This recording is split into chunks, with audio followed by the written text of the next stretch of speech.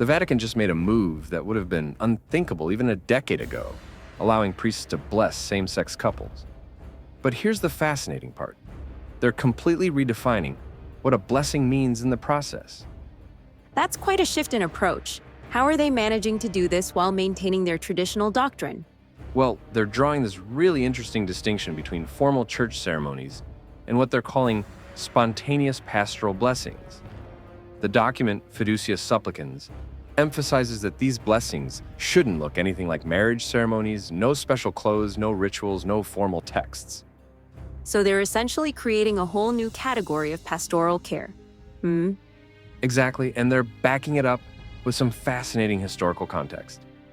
They trace blessing practices through both testaments of the Bible, like Melchizedek blessing Abraham, or Jesus blessing children.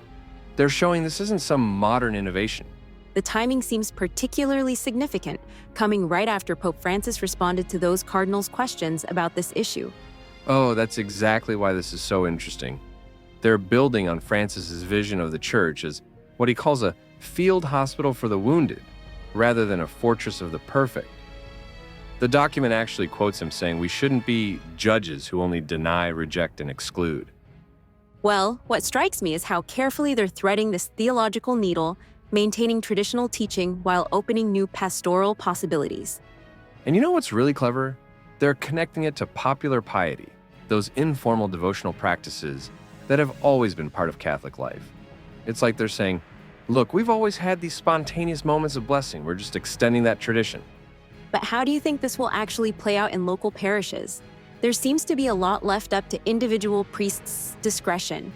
That's intentional. They specifically say they won't be providing detailed guidelines. It's meant to stay informal and adaptable. Though they do set some clear boundaries, like these blessings can't be connected to civil unions or look anything like weddings. The emphasis on human dignity and divine love really comes through in their conclusion about everyone being pilgrims, beggars, loved and blessed. Right? And that gets to the heart of what makes this document so significant. They're essentially saying that the very act of asking for a blessing is itself an expression of faith that deserves recognition. It's quite a profound theological shift wrapped in pastoral language. Looking ahead, this could really reshape how the Catholic Church engages with modern society. Well, that's what makes this so fascinating. It's potentially a blueprint for how religious institutions can maintain their traditional teachings while finding new ways to express pastoral care and divine love. It's like they're saying you can hold firm on doctrine while still creating space for mercy and inclusion.